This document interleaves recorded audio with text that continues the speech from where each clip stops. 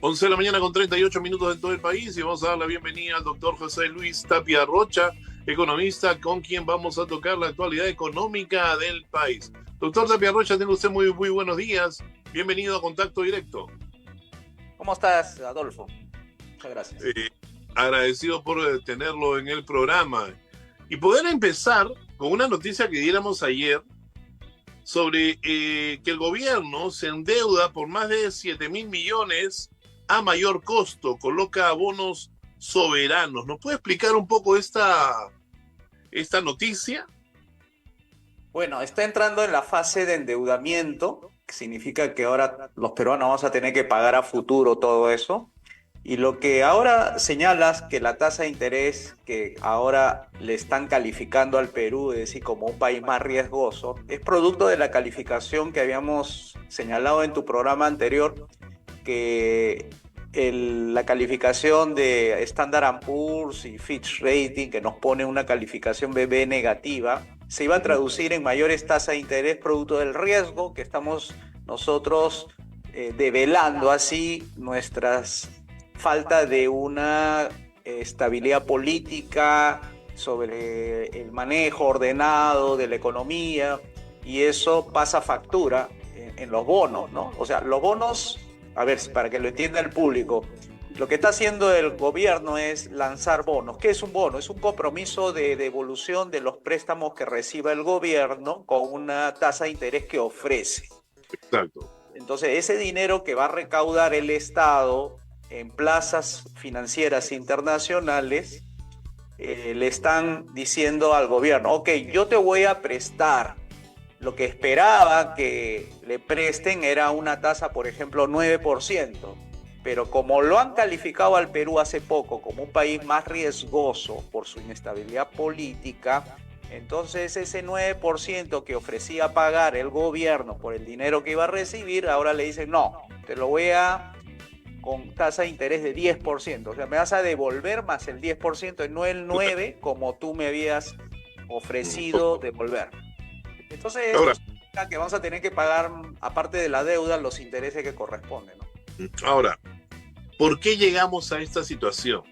¿Por qué tener que endeudarnos? ¿Es que acaso no tenemos una caja bastante buena como para poder seguir manteniéndonos? ¿Qué nos lleva a esta necesidad de tener que tocarle la puerta a bancos extranjeros para vender nuestros bonos?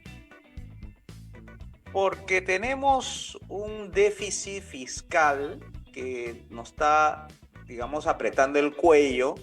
Significa que el gobierno, en lugar de recaudar más, está recaudando menos en comparación a los gastos que está más bien creciendo. Entonces, como hay una descompensación entre el ritmo de crecimiento de los ingresos por recaudación de impuestos versus la andanada de leyes que están liberando fondos del Estado, y encima el gobierno está pidiendo una ampliación del límite fiscal. O sea, no era que quería solamente 1 o 2% máximo, que eso es la ley que se lo estaba, digamos, impidiendo que gaste más, ahora quiere ampliarlo, ¿no? Entonces, al ver ese contexto donde el gasto fiscal es mayor que el ingreso fiscal, además tienes una economía que está en una recesión, o sea, desaceleración de la producción, y encima tienes que es más caro pedir prestado a los bancos de acá, entonces va a la plaza financieras y pide prestado de allá, porque tiene muchos pendientes el gobierno por atender estas demandas sociales de gastos que tiene ahí comprometido. Ahora, ¿era el mejor momento para hacerlo? ¿Es que ya era necesario, no había otro momento? Porque como usted dice, y lo dijimos acá, estábamos en una calificación negativa, teníamos pues el problema social que estamos viviendo con ese gobierno y la economía cada vez se iba a menor, pero este gobierno es populista y como gobierno populista pues no deja de entregar bonos por aquí, premios por allá, la presidenta pues inaugurando una cosa, otra cosa. Entonces, ¿se está actuando de la mejor manera o cuál hubiera sido una más saludable salida a este problema? En realidad, cuando hay recesión, todos los manuales de economía te indican si se está desacelerando la producción, también se te va a desacelerar el ingreso de impuestos. Ujú. Entonces tú tienes que bajar tus gastos, eso es lo que te dice. Cerrar el caño, ¿no? Lo que se Sí, dice es cerrar el caño. pero tenemos un problema, liderazgo. Liderazgo tanto del MEF como liderazgo de la presidenta. Liderazgo del MEF es que no tiene ni siquiera dentro del gabinete personas que apoyen la posición del ministro. Yo lo veo al ministro aislado, como también ocurre con el señor, bueno, el ex ministro Contreras. También hay una pérdida de liderazgo ahí. Se ve que no conversa mucho con los congresistas, menos con los gobiernos regionales, menos, peor todavía, con los gobiernos municipales. Entonces, no hace las reformas que debe hacer, reformas liberales, que es bajar gastos. Y frente a esa situación, no le queda al gobierno que ir por el camino más fácil, endeudar a las futuras generaciones con más impuestos, porque eso lo tenemos que pagar tarde o temprano. Si no lo pagamos nosotros, lo van a pagar nuestros hijos. Y si no son nuestros hijos, va a ser nuestros nietos. Entonces, vamos a heredar una carga que vamos a decir cuánto es la deuda que debe el Perú a los organismos financieros, bancos, etcétera. Bueno, más o menos son 2.000 o 2.500 soles que cada peruano va a tener que cargar sobre sus hombros para cumplir con la deuda que se tiene que pagar afuera. Entonces, eso es por falta de liderazgo político, ¿no? Claro. O sea, liderazgo político, ¿no? Tenemos una presidenta que, pues, desconoce totalmente el tema económico, que al parecer está mal asesorada, porque, pues, yo me imagino al ministro que está en una chamba de jojar margaritas y esperar a que tenga una llamada telefónica y a recibir órdenes, porque un economista de por sí creo que tomaría el toro por las astas y haría los cambios necesarios para sacar al país de esta situación. Mira, y esto que tú has señalado ya viene desde hace Sí. muchas gestiones hacia atrás, donde el MEF, yo recuerdo, el MEF era pues el ministerio, superministerio, ¿no? Que ordenaba las finanzas, ordenaba a los ministros, le decía, usted puede gastar acá, hasta acá, hasta acá, y a todos les ponía su límite de gastos. Exacto, y había que preguntarle, ¿se puede o no se puede, no? Ahora no es eso, ya no pasa por el MEF, pasa por Palacio, 2 cuadras más allá. Y entonces tenemos una carencia de liderazgo y eso pasa factura porque el ministerio debería ser un ministerio digamos, de Hacienda, donde ajuste y no tenga que permitir que un ministro, por ejemplo el de Vivienda, ya le quitaron el límite de gasto, o sea, ya le han autorizado que gaste más a una organización llamada Servicio Nacional de Áreas Naturales Protegidas, también le han quitado el límite del gasto, DIGEMIT le han quitado también. Entonces, hay mucha presión dentro del gabinete para que le liberen esas ataduras normales que deben tener en época de recesión. Ahora se lo están pidiendo y parece que no le puede decir no a los ministros, porque seguramente si dice no, la presidenta lo desautoriza al ministro y el ministro queda mal parado y aceleraría su renuncia en todo caso, porque ese es el problema que tenemos con un ministro que dice sí a todo. Pero un ministro que dice sí a todo tampoco es que vaya sobre un jardín de flores, porque lo que estamos viendo es que esto ahora, digamos, los economistas como usted lo pueden saber, conocer y pueden compartirlo con nosotros, pero el pueblo en un momento más lo va a empezar a sentir, porque las cosas van a empezar a subir, porque vamos a tener una situación distinta a la actual, porque como usted lo ha dicho, esos 2.500 los tenemos que pagar todos. Y tiene la suerte, fíjate, que esto pudo haberse desatado la renuncia cuando dijo que no tenía partido ni bancada. Se pudo haber renunciado en el momento si es que no había la noticia que ya faltaba poco para lo de Chancay. O sea, cuando tú notas que ya hay un puerto que está más o menos ya moviéndose al 90%, ya casi concluido, se vuelve la noticia más distractiva, lo cual le da respiro al ministro de Economía, porque piensa que el gobierno es porque ha sido el gobierno el que ha causado esa inversión. Es que ahora el ministro pues se encuentra en medio de, primero, un optimismo, donde ya se ve mucho movimiento, parece que hay competencia de inversiones en puertos, que por un lado sale de Arequipa, por otro lado el Deep Port, por ejemplo, World, que acaba de inaugurar ayer, ampliación, creo, no sé cuánto, el doble de lo que va a mover Callao. Entonces está en medio de eso y lo está salvando, ¿no? O sea, lo está como asumiendo de que es parte de su activo como ministro de haber generado, qué sé yo, las condiciones para que esa inversión millonaria, tanto de Chancay como de otros puertos, San Juan de Marcona, que es otro fuerte de los chinos que van a aquí invertir, se ve como parte de las victorias del gobierno, ¿no? Y encima el 5.25% que también dentro de la retórica, digamos, del gobierno es que están optimistas, ¿no? Entonces, los ministros están como viviendo en una burbuja pensando que todas las cosas están marchando bien, ¿no? Ahora, y lamentablemente, este problema que pasa en economía no es ajeno a otros ministerios, ¿eh? O sea, no es ajeno a otros ministerios. O sea, el Ministerio del Interior, hemos visto lamentables declaraciones del ministro de Educación, ¿no? Y no se ha pronunciado la presidenta sobre ello, ¿no? Que ha justificado, pues, la violación de niños escolares de una manera ridícula, ¿no? Diciendo que son prácticas ancestrales y culturales. La ministra de la Mujer refrendando ello. O sea, lamentablemente no hay, pues, acá, como usted dijo bien, un liderazgo que pueda poner las cosas en orden, y acá estamos yéndonos, pues, a un camino en el cual, pues, tenemos una presidenta que se hace lo que ella quiere, y lamentablemente la señora no es muy ilustrada como para poder tener en éxito en los destinos de todos los peruanos. O sea, qué miedo lo que se viene, ¿eh? Qué miedo.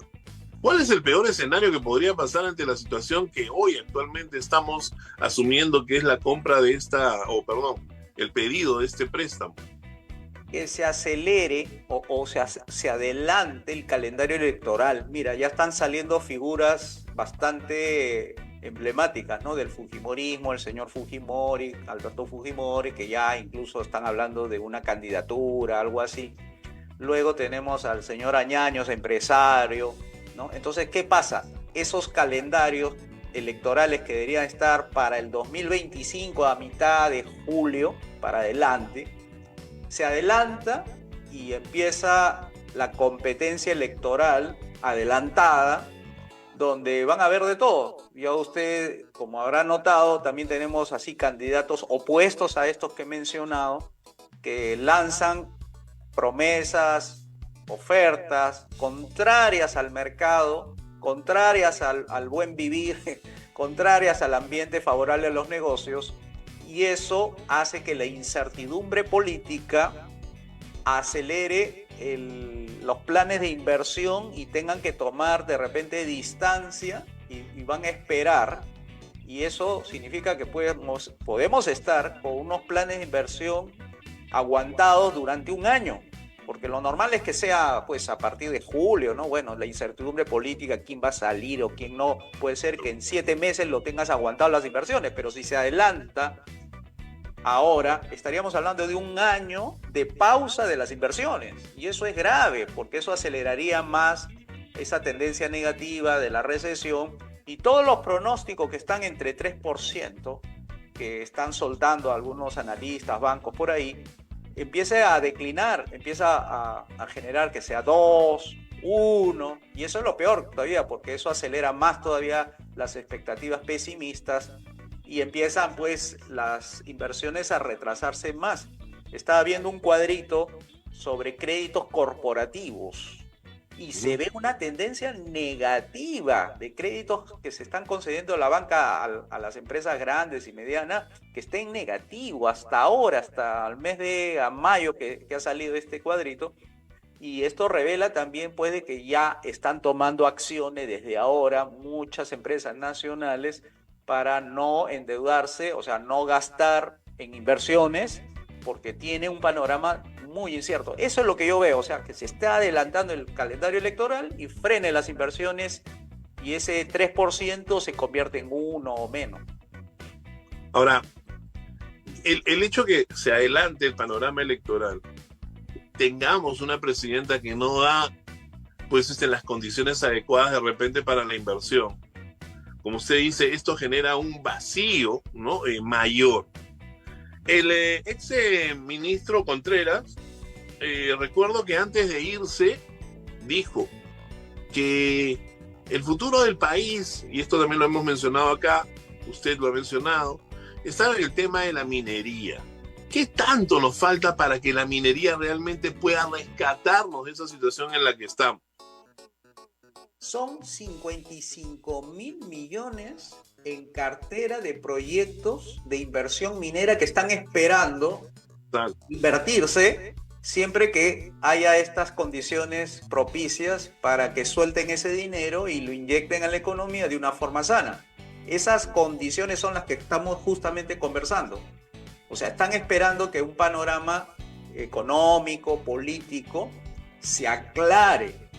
O sea, por ejemplo, si Tía María sale en estos meses, digamos, ya tiene su licencia, todo, va a empujar a las otras inversiones mineras, por ejemplo, de Conga. Se está hablando ya Conga, se está hablando del tema de la producción de oro. O sea, es como si hubiese una cola, una fila de proyectos que están esperando que el primero pase para que el resto sea empujado y todos quieran entrar en la fila para que el Ministerio de Energía y Minas vaya soltando todas las autorizaciones necesarias y el gobierno acompañe con liderazgo, nuevamente, con liderazgo, cree las condiciones para darle tranquilidad a las personas de que estos proyectos van a impactar positivamente en el país. Eso es lo que hace falta, o sea, liderazgo para que pueda salir estos proyectos adelante, impulse el empleo, impulse la recaudación y todo eso, ¿no? Por esa falta de liderazgo es que, por ejemplo, ese primer proyecto todavía no define el hecho de poder hacerse realidad y motivar a los otros proyectos. Justamente cuando nombraron al ministro Rómulo Mucho, era porque él tiene la expertise y tiene el contacto casi directo con las empresas mineras más importantes del país. O sea, yo creo que ese es el candidato ideal que pusieron los mineros en el Ministerio de Energía y Minas, de lo que había antes de los ministros, que eran más sindicalistas, pro Petroperú y todo eso, y tenían ahora ya un ministro. Pero fíjate que ya ni siquiera es suficiente un ministro. El peso de un ministro también, así como el de la presidenta, ha bajado. O sea, no tiene liderazgos como para que pueda mover la maquinaria del Estado y la opinión del país, que es lo principal. La opinión es lo que uno tiene que ganarse para sostener un gobierno. Y esa pérdida de liderazgo hace de que ni siquiera un ministro pro minero pueda impulsar los proyectos mineros, ¿no? Es increíble, pero así estamos. Increíble y penoso la situación que estamos actualmente. Doctor Tapia Rocha, muchísimas gracias. Siempre un gusto conversar con usted. Lamentablemente el tiempo nos ha quedado corto, nos hemos pasado unos minutos, pero ha sido, creo que, necesario para poder llevarle al país la realidad de la actualidad económica en la que vivimos. Muchísimas gracias. De nada, Adolfo, nos vemos pronto. Hasta la próxima. El economista José Luis Tapia Rocha nos ha acompañado en